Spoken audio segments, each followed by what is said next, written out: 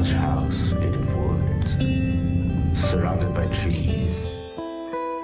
Welcome to Twin Peaks, The Gifted. And the Damned. My name's Bubba. You can find me on Twitter at FitandTrim. That's FITTENTRIM, at FitandTrim on Twitter. And with me, as always, is the Archivist to my TP. Yeah. It's Mork. Mork, what's up? What's up, Bubba? How are you? It's been a while. It has been a while. This is our second episode of Twin Peaks, The Gifted. It is. Oh, and the Damned. Podcast. Everybody, welcome aboard. Thank you so much. Toot toot. Hey, everybody, let's give you a brief rundown of what we're going to be doing today. We are going to have a podcast which is going to have spoilers for the entire Twin Peaks television series and Fire Walk with Me, plus the first 65 pages of Mark Frost's new book, The Secret History of Twin Peaks. And the Damned. Plus, just a heads up, this podcast will also spoil the Stephen King novel, It. I'm going to spoil that in this podcast as well. Spoiler alert, I've never read it. Oh, no, you haven't? Never. Oh, boy, we are going to really be upsetting some people. That's all right. So just so you know, we're going to cover the Strong Kim Curry version. We're going to cover the first three sections of the book, which cover generally Meriwether Lewis and his fate, which happens there. We're going to cover Chief Joseph, as well as the Dune Prospectors, Yes. Denver Bob, and Wayne Chance. But before we get to that, we're also going to bring you some audio of our guest for today's podcast, Mark Frost. Good old Mark. Mark, thanks for coming. We really appreciate it. He's our guest on the podcast because we recorded him possibly illegally when he was talking at a bookstore here in downtown Los Angeles. No one said, to be fair, Bubba, no one said that it was illegal to do what we did. Right. No one said that. Plus, because we always say, hey, we're two OGs. Oh, geez. Original goofs. Original goofs who watched the series back when it was on ABC television. We're going to bring you some brief interviews we did with some people who just recently got into Twin Peaks we met at the book signing that Mark Frost did. Weren't even alive. No, when the series originally aired. God. And that's weird because I also consider myself a millennial. So let me tell you guys, just so you know, we need you to subscribe in iTunes, subscribe on Stitcher, because if you don't subscribe, you can't unsubscribe in anger when we say something that upsets you. That is true. And there'll be plenty of opportunities to do that. But we need you to subscribe first. So please click that subscribe button on Stitcher in iTunes because we want you coming back for all our podcasts. Yeah. And before we get to any of our fun stuff, we're going to get to feedback right at the top. Normally, we were going to do feedback at the end of the podcast, but today we want to read it at the top because we want to encourage people to keep giving us this great feedback. All right. We're not what I like to call double P. Double P? Professional podcasters. Oh, damn. If you listen closely, you'll be able to tell that we're not professionals. On occasion. Right, on a very subtle way. Every once in a while. Yeah. And so I want to get to right up the top. We got 3 new iTunes reviews. Let me read the first one from the United States iTunes Store. It's from somebody called Train the Alien. It's a 5-star review, and it's entitled A Different Take on a Twin Peaks Podcast. If you're a big fan of Twin Peaks, it isn't hard to find a podcast discussing each episode of the show. But after listening to a few, it becomes redundant. Luckily for Peaks fans, there are some podcasts like this one that tackle the series from a different, unique angle. Learn some very interesting information that hasn't been discussed on other podcasts.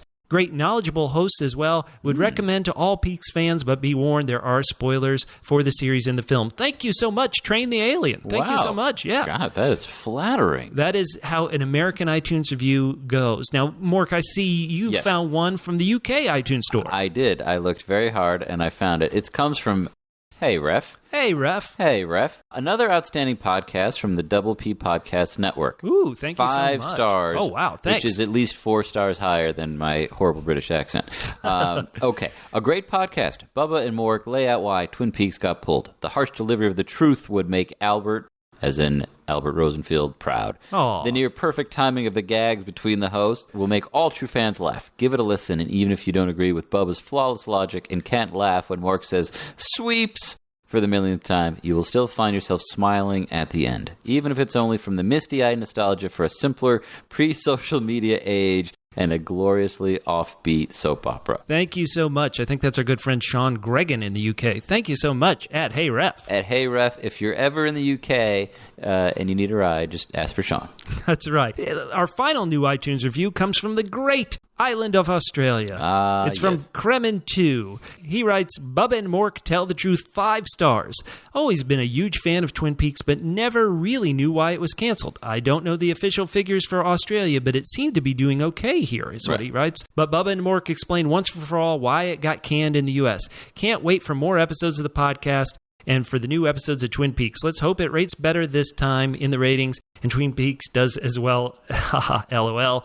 Always love the podcast. Peter from Australia. Thank you so much, Peter. Well, thanks, Peter. Wow. This is great. Now, these 3 people, because they wrote an iTunes review. Yes. And I'm going to assume they liked the Facebook page. Our Facebook page Let's not get cocky. Our Facebook page is facebook.com/double P podcast. That's the word double, the single letter P, the word podcast, plural. Facebook.com/double P podcast. These 3 people are currently the only 3 people entered to win one of these great prizes. I mentioned last week we picked up some great T-shirts, some great coasters, some great prizes, some posters at David Lynch's Festival of Disruption here in Los Angeles that are exclusive, that you're going to love. That one of these 3 people is going to win.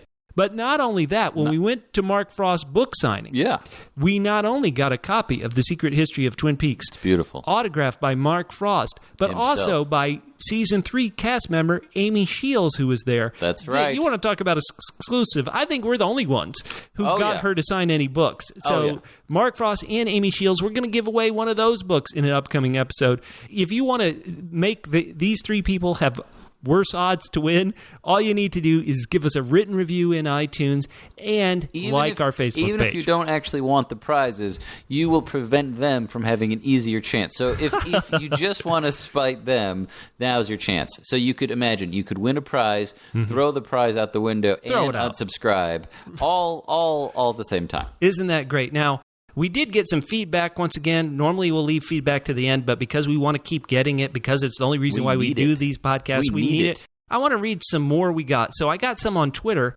from @Prophet19701, who's Christian on Twitter. All right. And he agreed with all the things we laid out for why Twin Peaks was canceled in our debut podcast. But he also said no series in all of the decade of the 1980s on Saturday at 10 p.m. was ever renewed, he says, except for Fantasy Island and Hunter. And he says lots of stuff could have killed Twin Peaks, but the fatal wound was struck on 5/21. Thank you. At 5/21/1990. That's when ABC put out their schedule and put Peaks on a Saturday at 10 time. He said the Sunday season 2 premiere being in last place was not a certain death sentence. And he says, imagine if they had moved Twin Peaks to Tuesday at 10.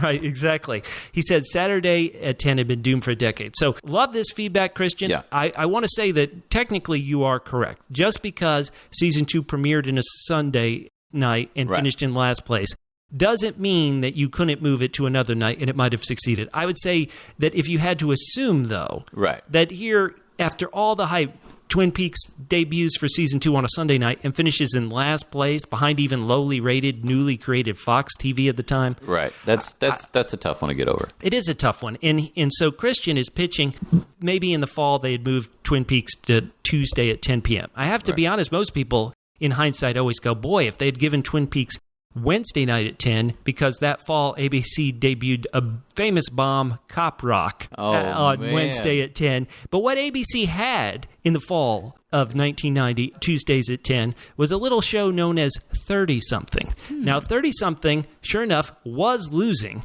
to NBC in the ratings. NBC, you know what show it was airing Tuesdays at 10? Night Court. Law and Order.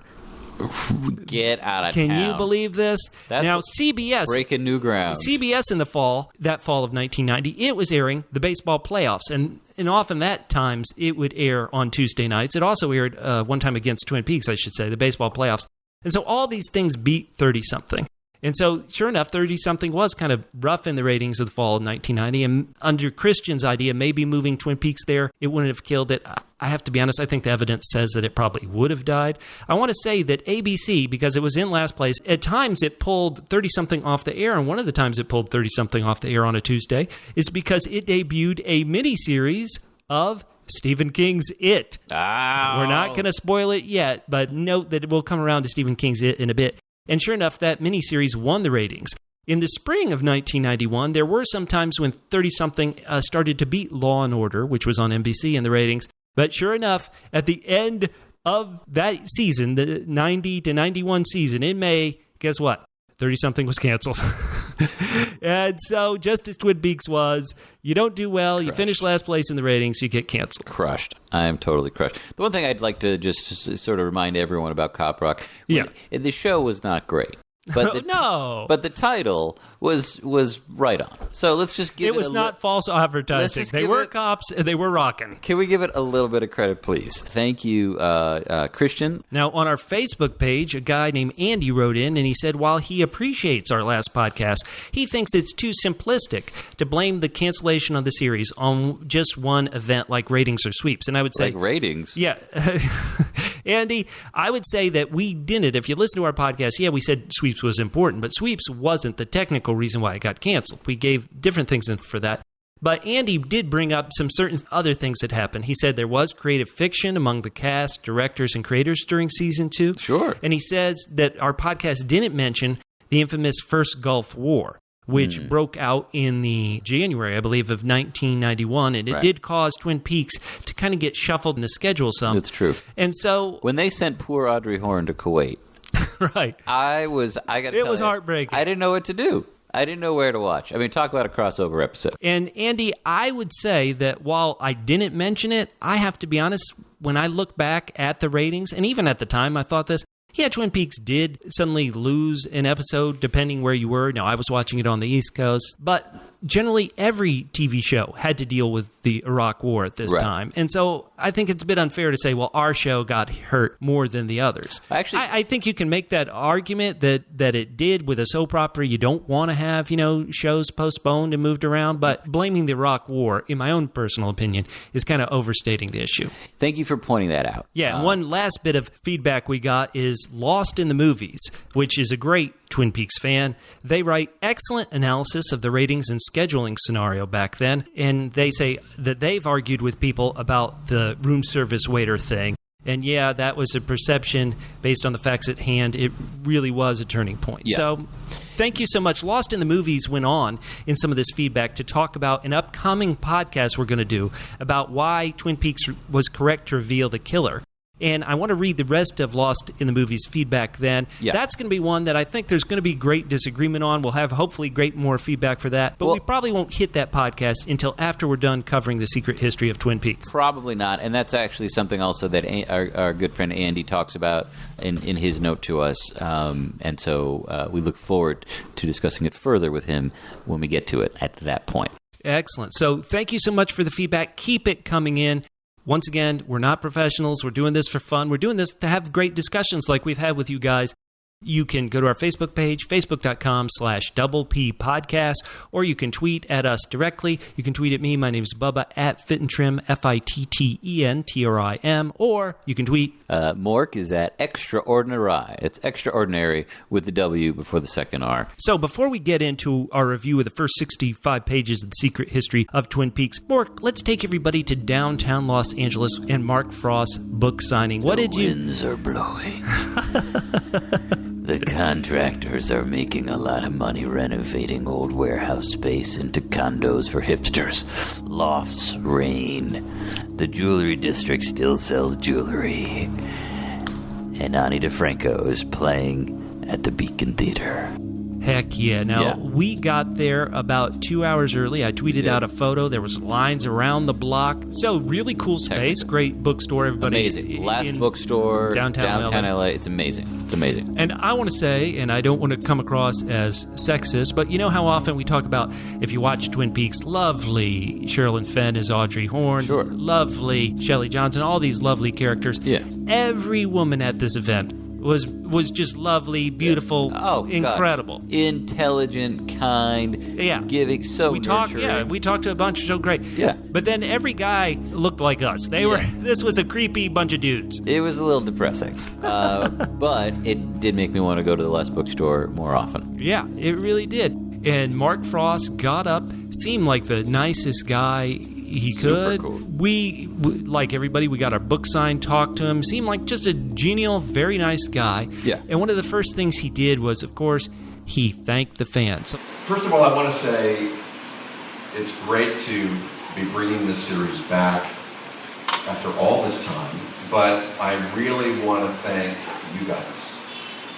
Because if you hadn't kept the flame alive all this time, with parties, with DVDs, with streaming, this never would have happened. So this is really our way of saying thank you to you. So give yourselves a round.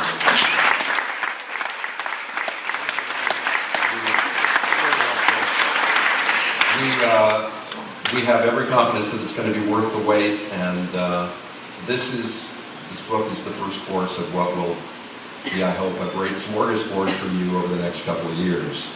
I always wanted to write a Twin Peaks book.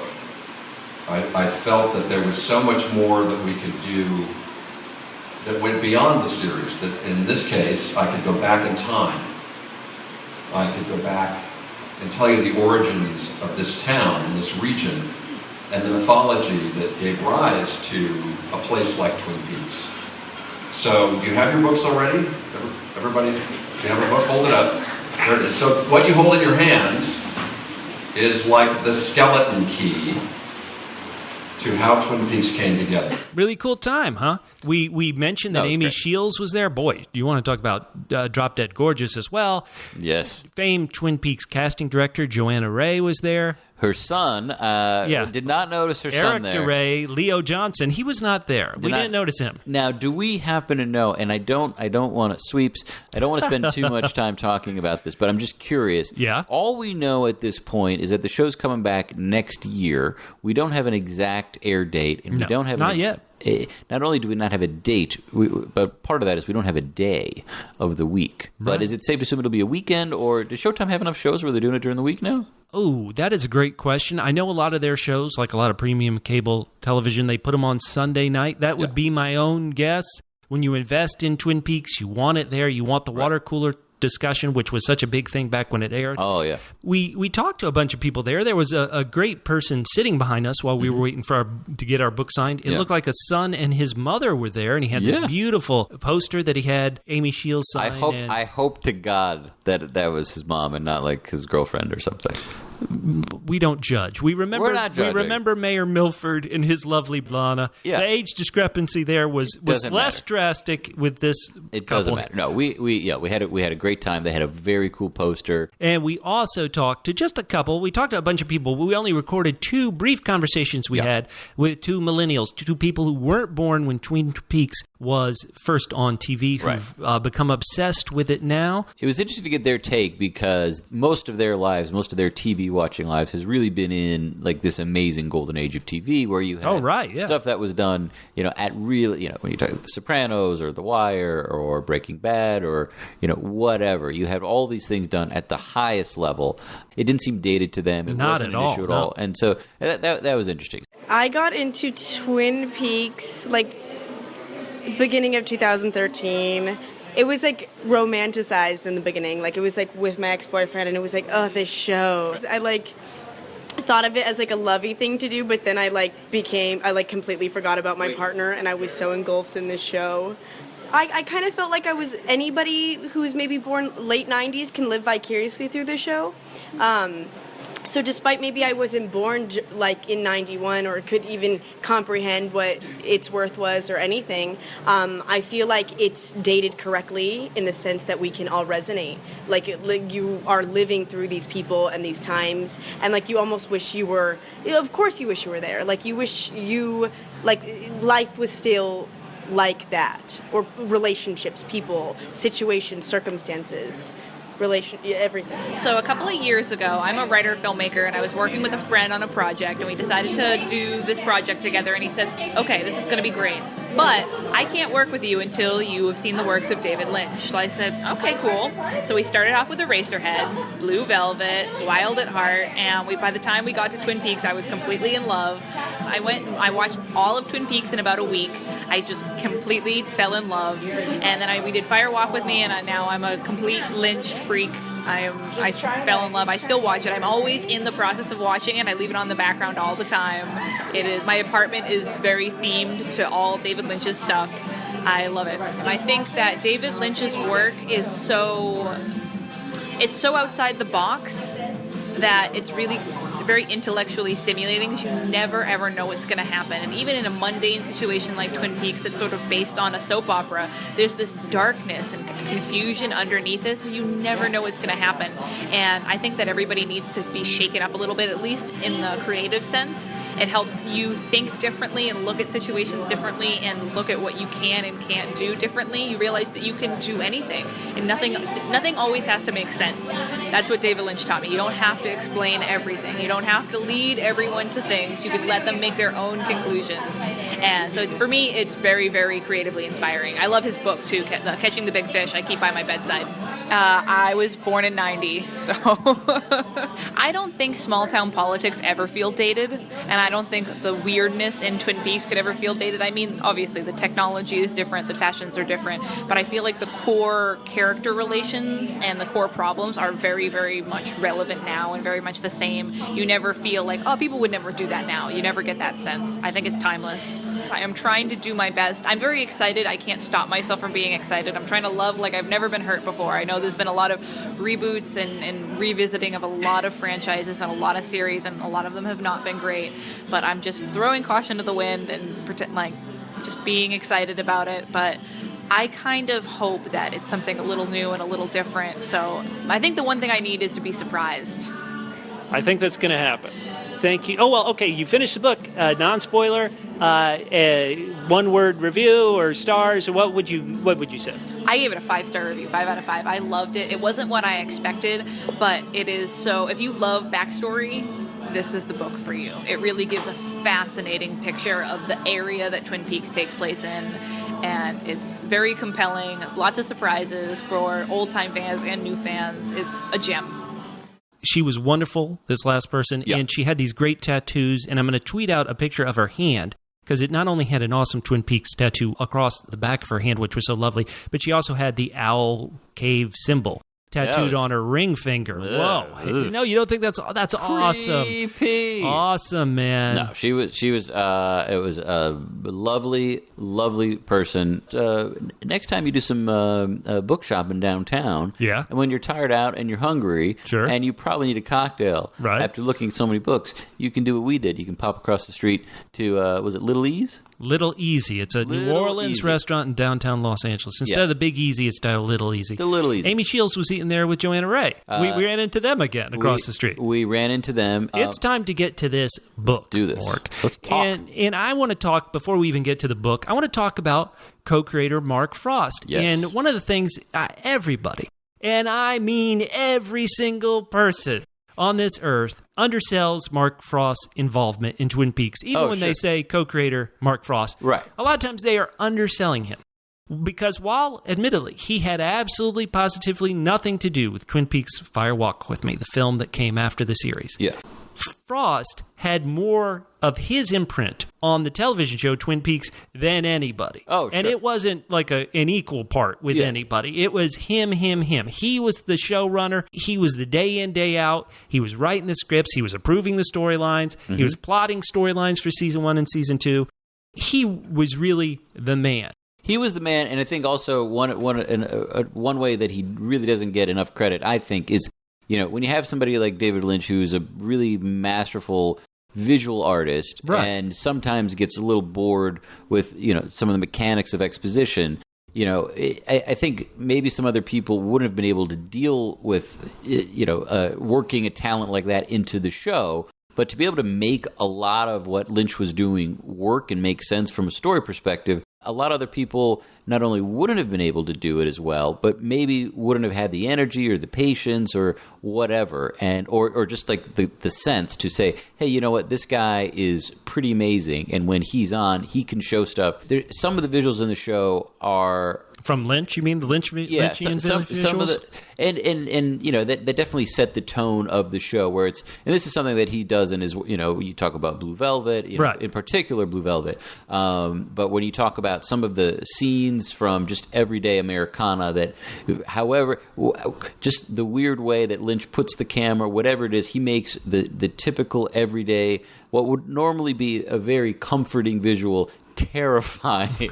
You know, so to be smart enough and to have the ability to weave that all into the larger storyline is really amazing, and we're all very grateful that Frost did it and pulled it off, and not only that, but wrote this pretty cool book. Mork, I just want to piggyback. You just said, Frost did the work. And there's this relatively new book out called Twin Peaks FAQ, Frequently Asked Questions. And it has this line right near the beginning of the book where it says, but it's Frost who makes the show work. Yeah. And they have a whole paragraph talking about how Frost really did all this stuff. Right. And then, kind of like everybody, they forget Frost and say Lynch for the next 300 pages. Yeah. My own reading of Frost is one of the things that I really loved about what he did. He'd have a puzzle piece, and puzzle pieces are supposed to fit together. He would find a piece and then make it fit. Yeah. So I always go to the European ending of the Twin Peaks pilot. Everybody probably knows this story, where they had to come up with an ending to the pilot. Because it was a movie in Europe. It was a movie in Europe. And so Lynch kind of always tells the story. He has this vision about he put his hands on the hood of a hot car and suddenly it all kind of came to him. And so they really did just come up with this on the fly. And I'm not just talking about the infamous dream sequence / the 25 years later sequence, but the whole thing about Bob being down in the basement of the hospital in the circle of candles and one-armed Mike being there, and the infamous Through Darkness of Future Past monologue. This was all kind of just created on the fly with no deeper thought. Right. Now, because, as we mentioned last week, the ABC executives saw this pilot and they just kind of futzed around for a long time before they decided they wanted to make even more episodes. Frost was kind of left with nothing to do because Lynch was getting ready to do a real quick production of Wild at Heart. So Frost spent a lot of time plotting out the first season. And one of the things he would do is make these puzzle pieces fit. When the man from another place says, "We live above a convenience store," that was just kind of a line. But Frost then says, okay, well, maybe we can make this puzzle piece fit in the series, where it's like, oh, that'll somehow tie into Leidecker's veterinary clinic, where that's above a convenience store. Yeah. Similarly, in the Red Room, where the little man from another place says, where we're from, the birds sing a pretty song, and there's always music in the air. Suddenly Frost thinks, well, okay, this will tie into Waldo the Minor Bird singing at Chuck's cabin, which also had a Julie Cruz record on a constant loop. There's always music in the air. So this was kind of backwards making the puzzle pieces fit. Yeah.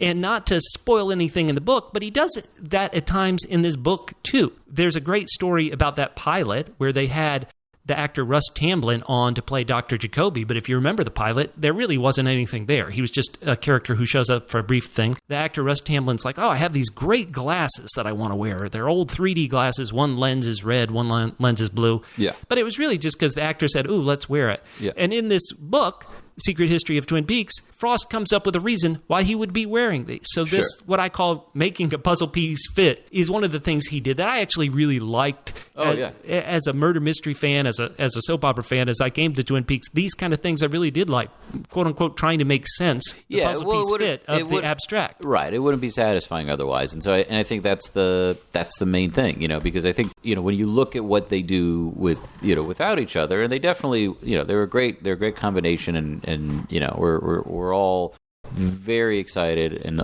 maybe a tiny bit nervous to see the new series. But yeah, they were a perfect match, and Frost's contribution should never be discounted or disregarded. All right, so let's get into the secret history of Twin Peaks. Boom, boom.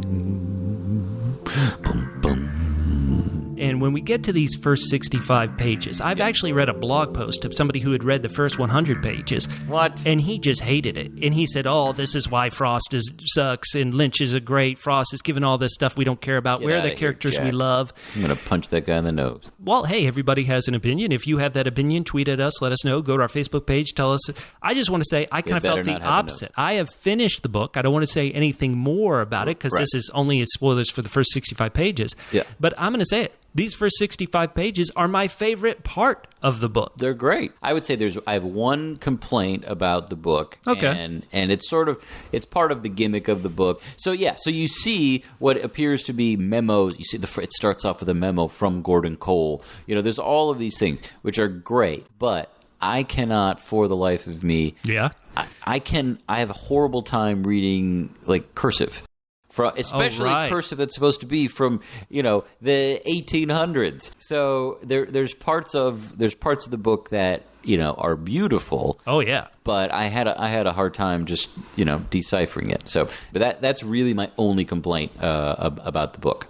Well, maybe I'll have to loan you my audiobook version because what's interesting, and we're here on the very first page of the novel, where it is admittedly an interoffice memo from Gordon Cole. And we're literally sitting on the page. David Lynch's famous character from Twin Peaks. The audiobook version of this is read by the actor David Patrick Kelly, who played Jerry Horn. Jerry Horn. Yes. Nice. He doesn't, in the audiobook version, try to do a David Lynch, I'm loud and deaf and all this stuff, but it's interesting to hear his voice reading it. Right. So this page is setting up some important information that are really going to pay off, especially if we're thinking about Twin Peaks Season 3, which is coming up. So he's handing over a dossier, all this information that was found from a crime scene on 7/17/2016. So this is a recent crime scene. And what's interesting is somehow he knows that something in this dossier, which he's handing over to this other agent, ties in to an investigation in Northwest Washington State many moons ago by Special Agent Dale Cooper. Now, what's interesting is here we are on the very first page, and we run into something that really is throughout the book, and something that I know a lot of fans are very frustrated by, inconsistencies. What? Well, in the sentence I just read, it says Northwest Washington State. Right. But Twin Peaks is in the Pacific Northwest. Right. It's technically in the northeast of the state of Washington. Right. And this is the first of many things that are kind of head-scratchers. Spoiler alert, later in the book, they describe Twin Peaks correctly as being in northeast Washington State. But here on the very first page, Gordon Cole writes it's Northwest Washington. So, Well, they did not test when Gordon joined the agency. They did not test. They did not do the geography test that they do now.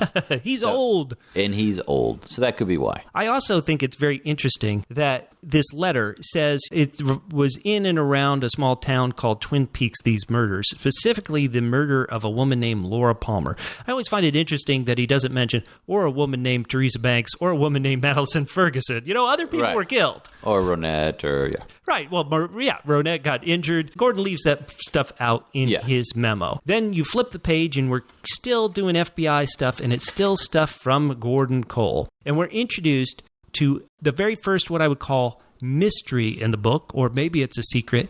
He's directing these things to somebody called Agent T.P. Those are their initials. Now, Mork, we talked about this. What was your first thought when you saw T-P? Well, I definitely had a certain last name on the mind. So my first instinct was Teresa Palmer. Right. There's Teresa Banks from the show. Yeah. Also Laura Palmer. I also want to say that was my first thought when I saw TP. There's a famous actress from Australia named Teresa Palmer. Maybe, but I mean, it could be. It could be. Is there a literary term for when you put together a book like this and then have an actor playing themselves in the thing? You mean like John Malkovich played John Malkovich and being John Malkovich? Right. You just want me to say Malkovich like 5 times? I do, yes. No, I don't know the literary term for that. Okay. Now, there's other important things. I'll just say sweeps. Okay. There are other important things, and here we are on the second page. So we all need to accept or remember the fact that Laura Palmer was murdered when? In 1989. Laura Palmer was murdered in 1989. But one of the things that this second document, FBI document that Gordon Cole sends, says is that he thinks this dossier, this thing they recovered from a crime scene, may have relevance to a previous crime or crimes in 1991 that is similarly classified. So it's hinting that there's another crime that happened 2 years after Laura's murder that this might tie to in some ways. Interesting. All right. Exactly right. So our first page, we've already got mysteries. We've got things. We've got a clue? Right. We're paying attention to stuff. Oh, man. Going back to the season 1 and 2 of Twin Peaks and pointing us possibly forward to season 3. Love it. We're reading these books, and I hope all of you are also. We're reading these books with giant magnifying glasses. Right. Yes, we do. We are looking for every single clue. Here we get to the third page. We won't be, hopefully we won't be hitting every single page for clues. Right. But I want to get to now on the third page, we're actually getting information from this agent TP. Hopefully this isn't a spoiler. Hopefully. But on the audiobook, TP is read by a woman. It's a woman's voice who reads when it's any information put in from TP. Interesting.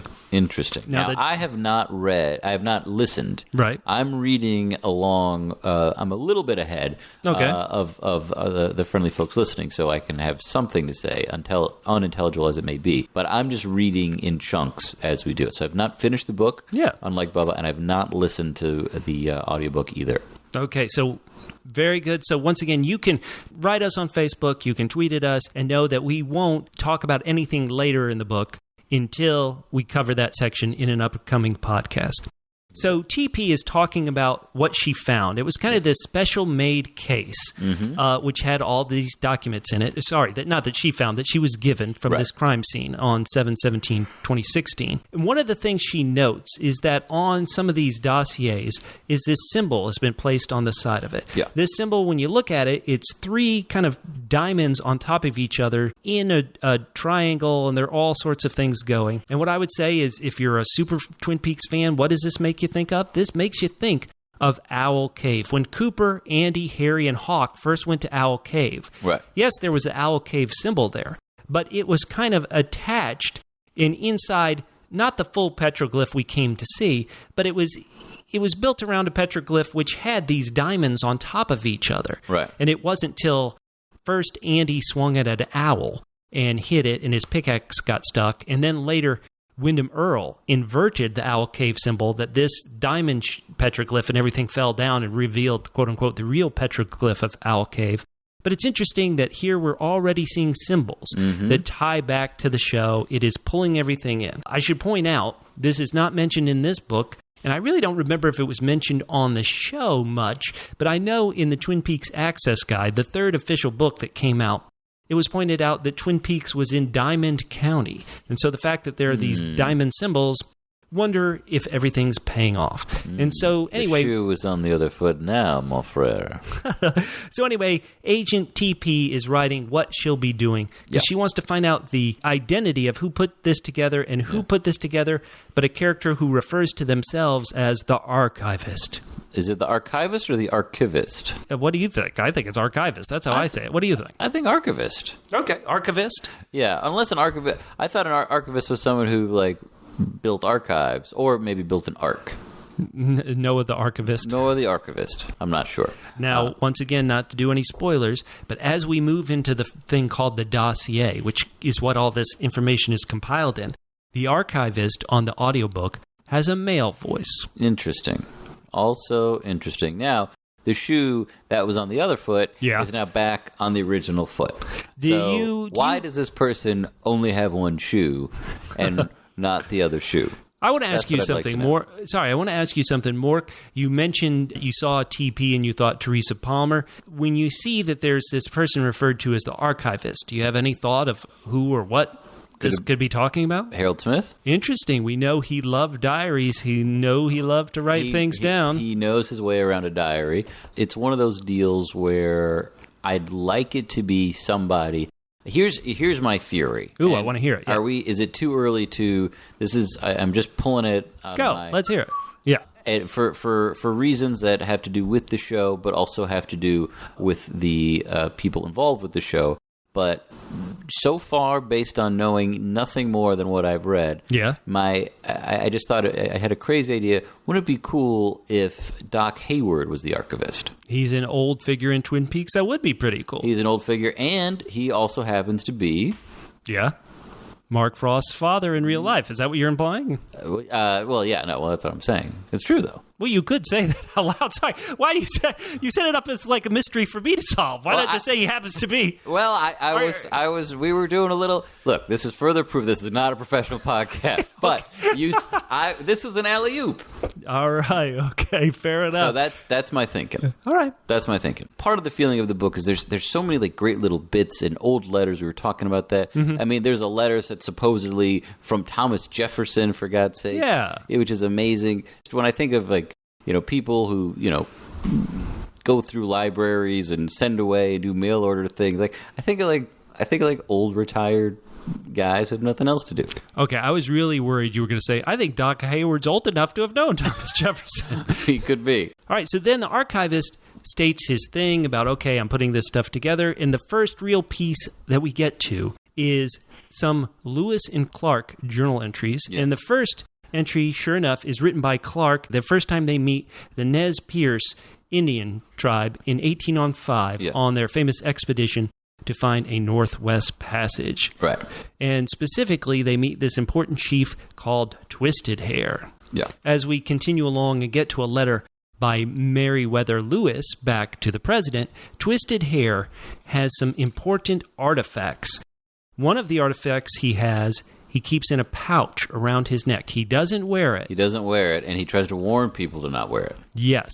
And sure enough, Lewis drew this artifact out. It is a ring which looks darn near identical to the infamous Owl Cave ring. Gung, gung. Now, okay, here's a question, and and this covers, so this first chunk really takes place during like the very early days of the United States. Yeah. But this is actually part of why this book is fun, because there's enough truth in it for it to seem really real, which is one of my favorite things, ever to do in any kind of storytelling is to have a kernel of truth, or as much truth in there as possible. Now, so I want to point out. That's just going through my mind. Okay, so I want to point out about this drawing of the Owl Cave ring. It's not identical to the infamous Owl Cave ring. It has like an extra little line on it. Yeah. But also, people back in 1805 probably wouldn't know what Formica was. We believe that the Owl Cave ring was from the Formica table in Fire Walk with Me. The ring was introduced in Fire Walk with Me, even though the symbol was in the series. So interesting to do. If you guys have any ideas of what the other two artifacts that Twisted Hair holds, love to hear it. Part of me, because I'm in such already, look, we're not even in double digits of pages. I'm already so fascinated. I'm thinking, what if one of the other artifacts that they definitely couldn't explain what it was Cooper's dictaphone tape recorder? Well, we won't know. We also hear that Twisted Hair and the Nez Perce believe that they have run into white people before. Yeah. And here we have Lewis saying, boy, that really wouldn't have happened. We don't think white people have come this far. Well, yeah, Lewis. Lewis does something. There are some other people who think that there are some candidates for that. There could be, but could this be denizens of what you would call the lodge? Like, is Bob possibly a white person they would saw, or the giant? Yeah, one of the people they would have seen. That's one of the things that went through my mind. Definitely something I question. Well, they definitely talk about the giant, and they talk about they found remains of giants. Mm-hmm. So that is definitely a possibility. Bob, I don't think it's really Bob, because I think Bob is Denver Bob. You do? Oh, well, we're going to get to Denver Bob in a bit, so hold off on that. And once again, if we ever say anything, listeners, that don't strike you as correct, please write us and let us know. Sweeps. Twisted Hair, he does something very similar to Wyndham in the series. Wyndham in the series, I mentioned this, when he went to Owl Cave, he inverted the symbol, and that caused the rock wall to fall. Twisted Hair, sure enough, inverts the ring to show Meriwether Lewis when he's talking about it. And he also says something, and I want to read this verbatim from it. All right, so Twisted Hair said something that our guide couldn't fully translate about an owl. Mm. And so, of course, what does that make me think Twisted Hair said? Twisted Hair said, the owls are not what they seem. Right. That's what I think when I read that line. That's fantastic. And so here we're once again, we're barely into the book. Yeah. And yet we're already learning stuff. Then we find out, we go to a journal from President Thomas Jefferson. Amazing. And it turns out that Meriwether wasn't just on this expedition to, find the Northwest Passage and also scope out stuff we were going to buy with the Louisiana Purchase. Right. But deep, dark secrets. Suddenly it's a Dan Brown novel. Yeah, exactly. Part of some part of his journals, he describes Meriwether pretty much going nuts and describing things that don't make any sense. And here, one of the things he describes is that Meriwether Lewis describes that President Jefferson later talks about is lights from the sky. Mm-hmm. Suddenly, we're back in possibly a Project Blue Book / Alien territory. I also think about the Major's disappearance on the show, where suddenly light kind of filled the forest when he and Cooper were out and he disappeared. Yeah. What do you think's going on at this point? What was your mind thinking when you read this, lights from the skies and mysteries deep in the color red? What were you thinking then, Mork? Oh, no, I mean, I'm definitely just thinking about the show. I mean, I think that's where everything is going, and this is really, if this book works and if it pays off, then it's just another really cool example of Frost doing kind of what he's always done, is like making sense of things or piecing them back together, in a way where they have meaning. And this is sort of the tricky thing about this story. And even though he wasn't a part of Firewalk with Me, the story it moves forward and backwards in time. Exactly right. So exactly right. That's one of the really compelling things about it. And so if he's able to sort of just weave it all together in a way where it pays off in both directions, it's pretty amazing. It's quite a feat.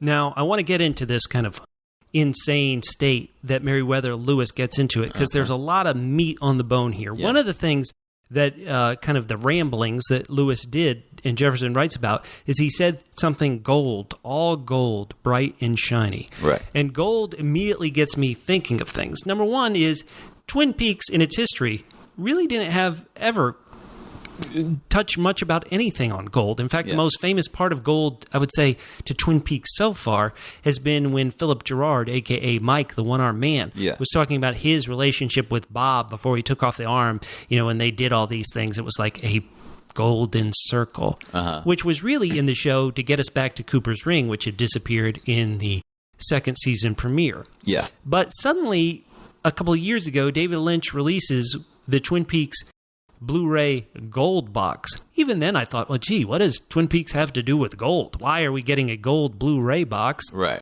Now we have the book saying gold, all gold, and gold is going to pay off later when we meet the prospectors in this read. Yeah. And then I want to just point out something that was shown at the Festival of Disruption. There were these posters that had a lot of Twin Peaks designs in them, but the words on the poster said, "Infuse the machine with gold." Lynch had said in an article he wrote about meditation on the Huffington Post, Lynch wrote, "When a person can transcend and infuse those all positive qualities from that beautiful field of pure consciousness within, it's like cleaning the machine and infusing it with gold." Wow. And so I'm beginning to wonder if gold isn't a clue towards Twin Peaks Season 3.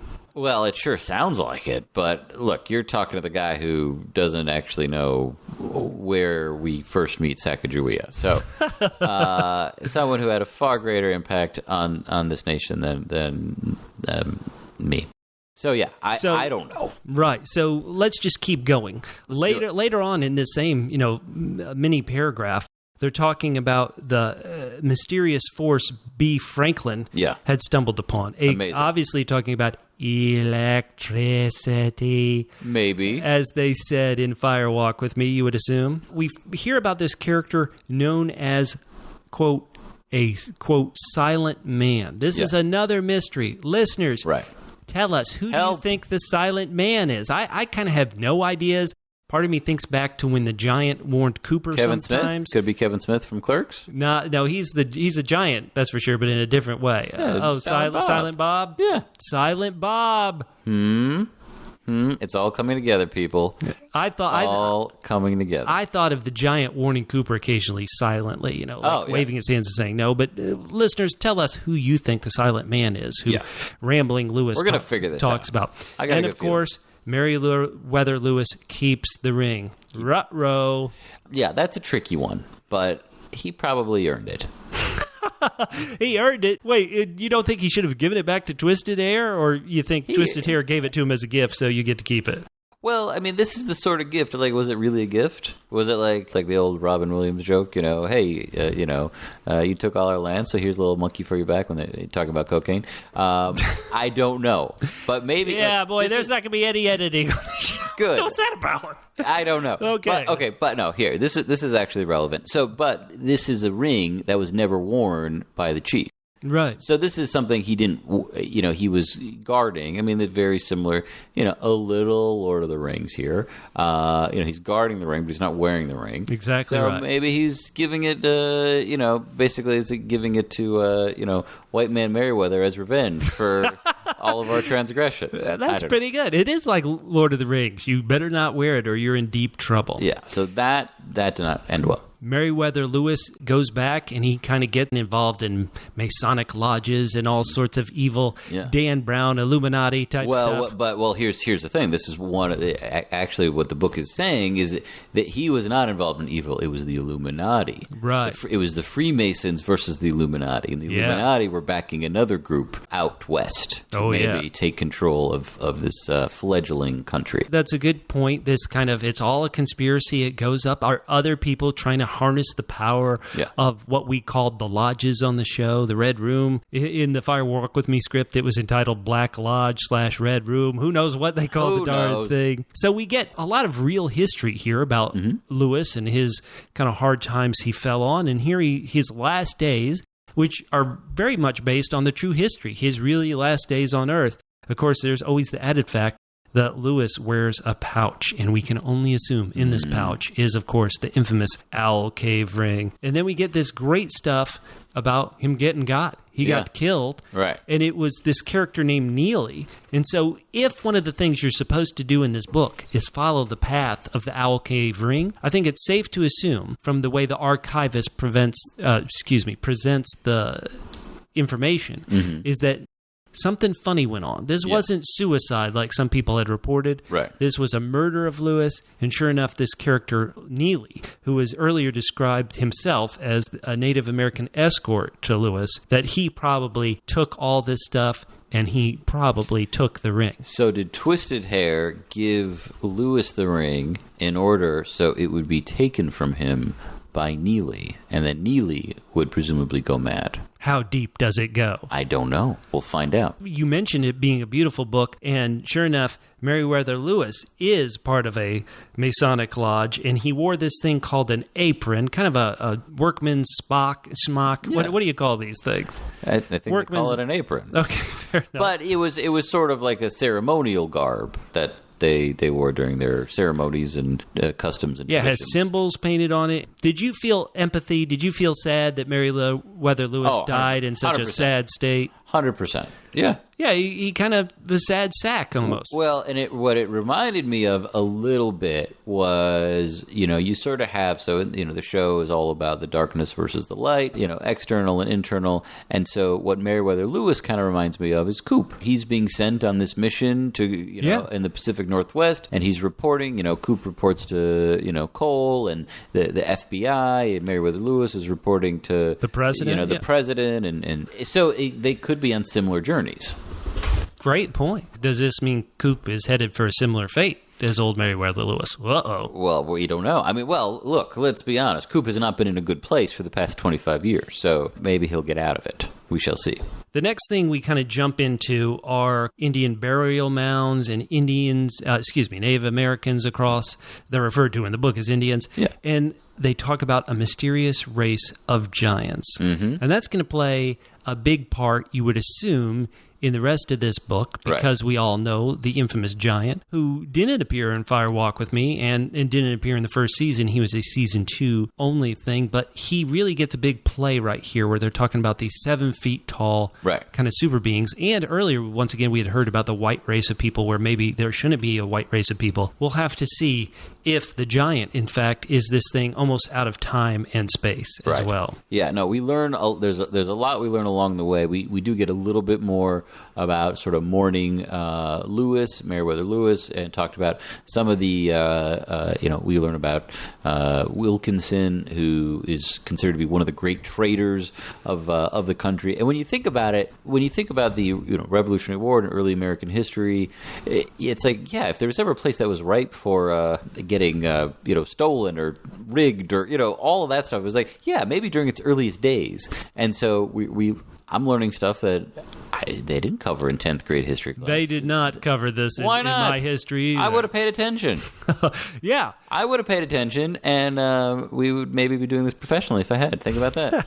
Think about that, Bubba. So we cover a bit of possibly other Indians who may be descended from Welsh, a thing that, sure enough, in real life has been disproven, but was something people considered back then. Yeah.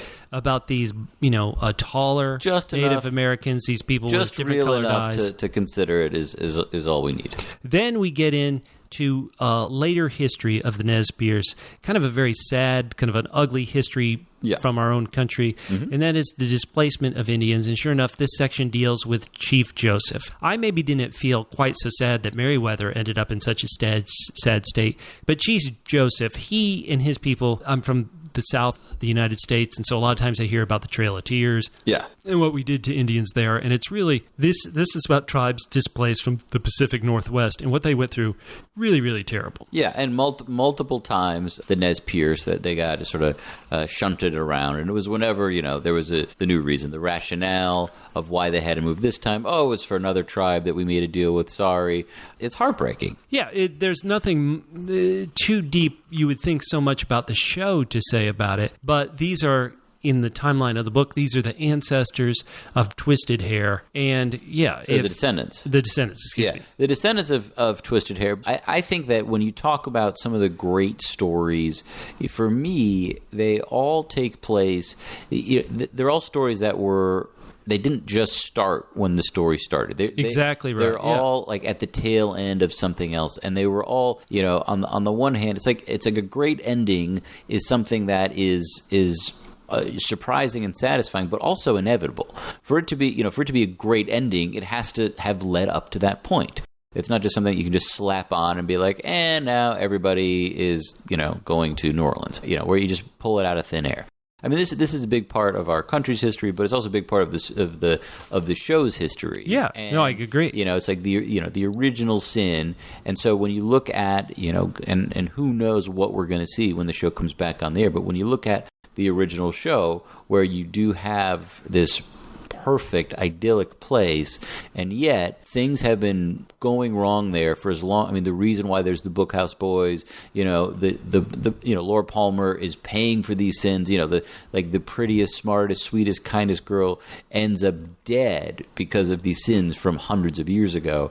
So it's awful, and you definitely don't want to cheapen the historical facts at all. It does inform the story a little bit, and so I'm glad that they're touching when on Chief in the book. Joseph and his people were retreating from one of the many times they had to retreat from this onslaught of soldiers and guns and this type of thing, they made their way back towards Twin Peaks, it said. But in the end, I mean, they just have a very tough history. They end up in a reservation in Oklahoma. They have to fight to get back to their kind of native land. Yeah. And then they end up in a small reservation, you would call it, with several other tribes. It was really just terrible. No, it was terrible, and it's sort of like how on earth does a show right that wrong? I don't know, but it's part of sort of like how we ended up in this place. I mean, just forgetting history for a second, but how we ended up in this place in the show, it has these deep tragic roots that ultimately make it a lot more compelling and hopefully more satisfying.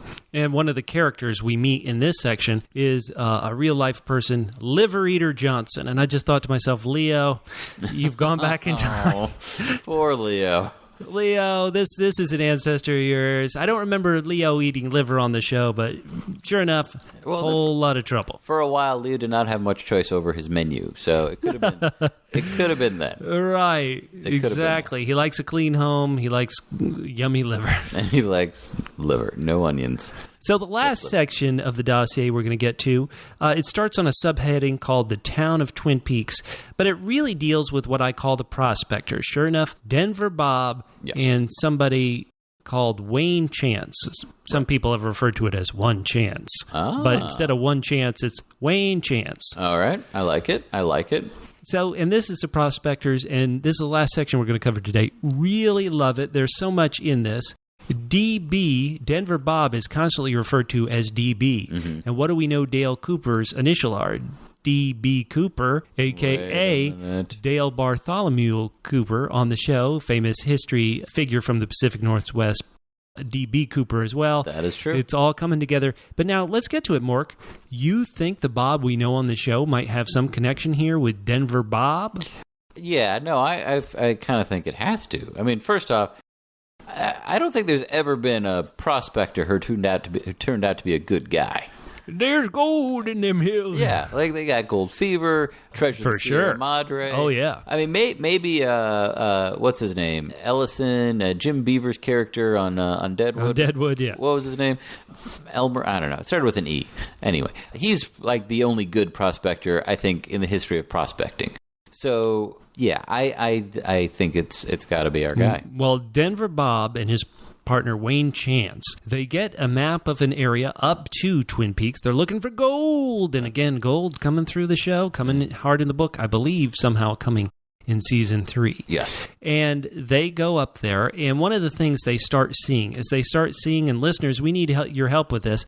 They start seeing these 4-legged platforms with mummies on top of them. What in the world is going on there? They call it Indian.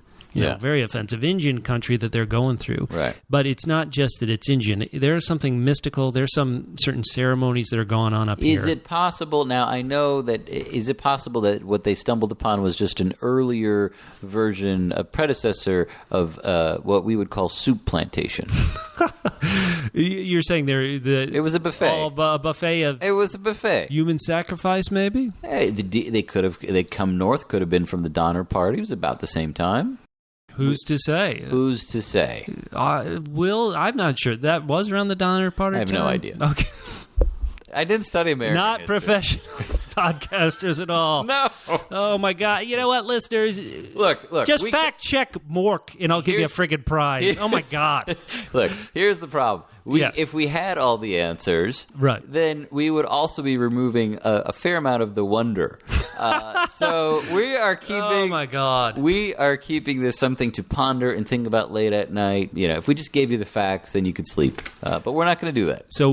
So one of these 4-legged platforms with the mummies on top is placed outside what we later learned, sure enough, is Owl Cave. And Owl Cave, somebody had tried to block it. There had either been an avalanche or people like the Nez Perce. Somebody was trying to block people from entering this. Yeah, somebody blocked it. But sure enough, they have gold fever. Mm-hmm. And so they open it up and they get in there. And sure enough, they see what they call the drawings. And we happen to know, sure enough, because of the drawing that Wayne does, that this is the Owl Cave petroglyph. This isn't the one with the diamonds that Cooper and his team saw, but this is the one underneath that. So somebody covered this petroglyph later. They see it on his diary that he's keeping of these events.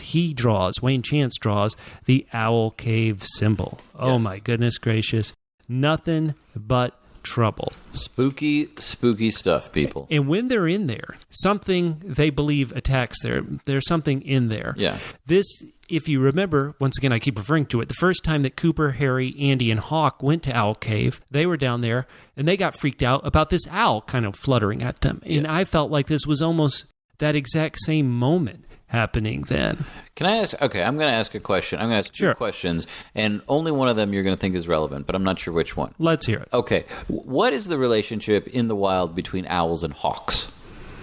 I'm not sure they have one. Maybe they both have the same prey. Do they get along? Well, Do they fight? That's a great question. I know owls tend to, don't they hunt like marmots and mice and things on the ground, where hawks also hunt those things, but I've seen hawks kill other birds. Yeah, I believe owls can and do as well. Owls Kill other birds? Oh, I didn't know that. Okay. Owls' talons are, I believe, other than eagles, the strongest talons that there are. Mm-hmm. Okay. So that's number one. So I'm guessing, so you seem to respond favorably to that one and not completely angry at me. So, okay, yeah. So number two, yes. You're gonna get that reaction. Now, in The Staircase, did you ever watch The Staircase? Haven't seen The Staircase. Oh man! All right. Well, there is. So we're spoiling that as well. Okay. Well, there's a crazy theory. Mm-hmm. I will only say this, and then this way it won't get Bubba mad. There is a crazy theory that involves an owl.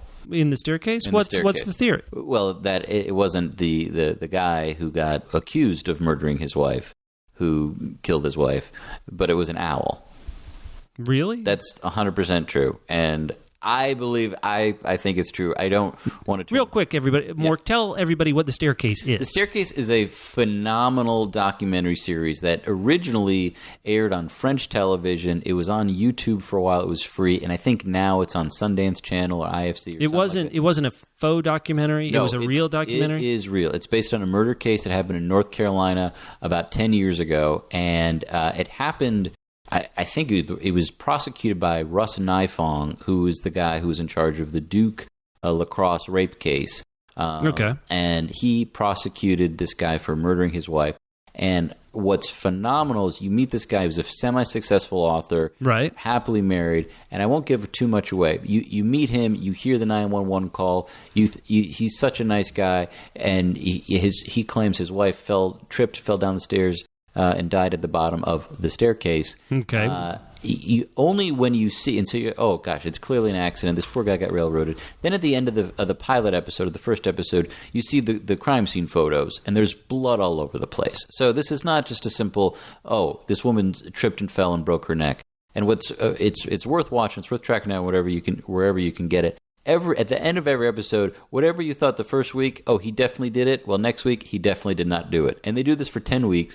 The filmmakers got extremely lucky with this case because of all the crazy stuff that comes up. And one of the theories somehow is that an owl, like she saw an owl stairs. and she fell down the stairs because she saw an owl. The windows were open. Okay. The windows were open. An owl was inside. Got spooked.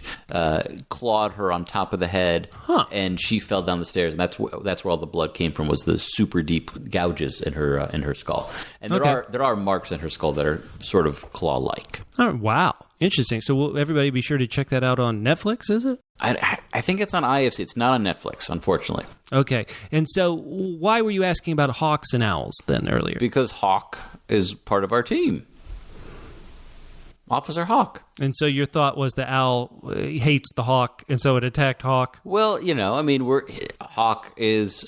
Okay, you're shaking your head. That's the dumbest thing I've ever heard. Okay, but that's actually not the dumbest thing. Trust me. Okay, good. Yeah, that's true. That's true. I assure you. I guarantee that's not the dumbest thing you ever heard. No, okay, Hawk is definitely on the team of the good guys. Right. Hawk is also... They don't really spell it out, but I believe he is Nez Perce. Right.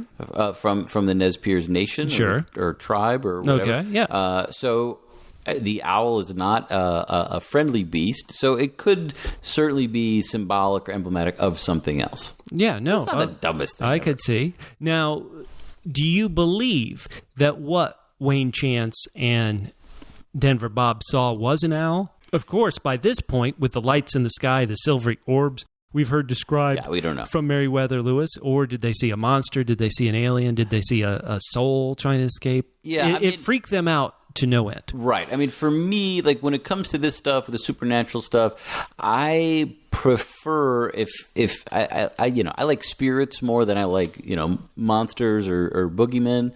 So if it's a spirit who takes the form of an owl, or it's a giant owl or something like that, then I'm a lot more like I'm much more on board with that than a were owl or something like that. What's the end of this story? Denver Bob kind of vanishes, disappears, just like in Fire Walk with Me, Philip Jeffries disappeared. Yeah. Just like in Fire Walk with Me, Agent Chester Desmond disappeared. And sure enough, even though he returned, just like our boy Major Briggs disappeared on the show. Right. So Denver Bob, was he taken? Did he disappear? Another dimension. We don't know. Yeah, another dimension. What happened to him? Did he somehow disappear into the Black Lodge Red Room? We don't know. Now, the archivist, in his final note that we're going to read today, he talks about how, if you look at this, people believe it was, once again, Wayne Chance, who was a low-life drifter from out of the territory, who often traveled in the company with another man known as Denver Bob Hobbs. Neither man was ever seen again. Did they go to Denver to look for him? Denver Bob... Did anyone look for him in Denver? That would be the logical place to search. Well, I don't know if the archivist says this or not, but he says the journal, this journal that we've been looking at, ended up in a Masonic lodge. What do you think about that? The Illuminati. The Illuminati. Well, there are some symbols, and even the same symbols that exist on our $1 bill. I think there's some really cool things. One of the cool things that explains a lot is the idea that there's a volcano. These caves are from volcanic. Are not really caves, but they're actually from extinguished lava tubes. Who knows what people are coming in and out of, and there's a lot of very cool things that are certainly grounded, but also that excite on a spiritual level, on a mystical level, and I'm really excited to read more of this great book. Our next podcast, we're going to be jumping in and getting into Twin Peaks proper. Sweeps. Some of the other history we're going to be getting into. Yeah, we're going to be getting into kind of more present day, or at least the 20th century. Well, we're going to jump ahead about 130 years, 100 years or so. Yeah, to the founding of the town and everything that happens to it. This was my favorite section of the book, but there's still a lot of great stuff to get to. Yes. Now, you were talking about this documentary, The Staircase. The Staircase. I want to go ahead and spoil Stephen King's It. Do it. Stephen King's It, I already mentioned, sure enough, it was a miniseries back in fall of 1990 on ABC as well. But when you read these things about silvery orbs from outer space and evil presence haunting a town and kind of stuff, even back when I watched the show, it made me think back to the great Stephen King novel, It. Now, if you don't want to have this great novel spoiled, please go read it. It's a great, one of his greatest books. I want to talk about kind of the thing in it. I don't believe this spoils your enjoyment of the book, but if you don't want to know, skip ahead about 3 minutes as I describe it. So the quote-unquote monster, the evil force, the thing in It, is a very mysterious and ancient kind of demonic entity of evil. It's a monster from an unknown realm outside the regions of space that preys on the town of Derry's children and humans every 3 decades. It preferred to attract children so it could capture and kill to devour them. It liked preying on innocent human children because they were easier to scare. According to the creature, the monster itself, frightened flesh tastes better, and fear in children was akin to salting the meat. Among the powers of this evil force in It, this alien being in It, was it could shapeshift into a form that would induce fear. Often it would be Pennywise the clown. But the monster could also manipulate people and use them as pawns to do its bidding, either by assuming a form most familiar to them or promising them their desires, or through subliminal influence, thus having control over what happens in the town. Many of the child murders it commits are never solved, and the adults of Derry either act as if nothing's happened or forgotten about it. This thing that can, influence people and subliminally and can take different forms and attacks every 30 years, and sure enough is from outer space. Even back then, during the second season of Twin Peaks, it reminded me so much of It. Yeah. And when I've started reading these books and the influence of UFOs, or I guess I should say extra kind of terrestrial life forms, and I think, well, that doesn't really in some ways fit with my image of Bob, I'm once again taken back to this monster in It and what I thought about it. So just another thing to comprehend. I don't think the writers, and certainly not Mark Frost or David Lynch, were influenced by It at all, but I think they may have come up with something that to me has always felt so similar. So I just thought I'd throw that out there as well. I think that's great. I didn't read the book. Well, what it gets me, what that gets me thinking about. No, what? I'm going to tell you.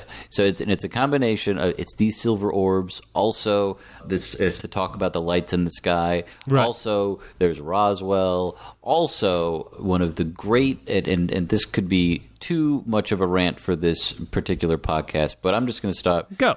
So 2001. Yeah. There's a theory about 2001 where when they talk about, okay, what is the obelisk, right? What is the sentinel? What is that thing? So there is a theory that what the sentinel represents, and if you remember the scene on the moon where they get very close to it with the camera, and then all of a sudden there's crazy feedback. Right. What could that possibly represent? Just like a microphone, when it gets close to a speaker, it generates feedback. Well, when a camera gets close to what would generate the same kind of feedback? And throughout 2001, there's constant shots throughout the film. There's constant shots of things rotating 90 degrees to the right. Okay. So if you did that to the sentinel, to the obelisk, what would you see? You would see a screen. And so there's the idea that 2001 is really what Kubrick is actually talking about. It's not about enlightenment or anything like that. It's about we are being controlled by the media. We are being controlled by the government. We are, all of these things. Which, in particular, because in here in this book, there's this connection between you have the Illuminati versus the Freemasons fighting over control of this new land. You have what's going on. You have stories that don't really make sense. You have from the earliest days. You have Thomas Jefferson, Meriwether Lewis. I mean, from the earliest days of this country, the idea that these are spooks and spirits also keeping control over people. It's kind of interesting how it's something that from a storytelling perspective, it's always interesting. It's always fun to think about these conspiracies that go to the highest level. To what end? Who exactly knows? But it was just another great story that sort of fits right in. You wouldn't think it'd be on the same shelf as this, but maybe after all it is. Yeah, it could be. We want to know what you think. We want to know, More importantly, yes.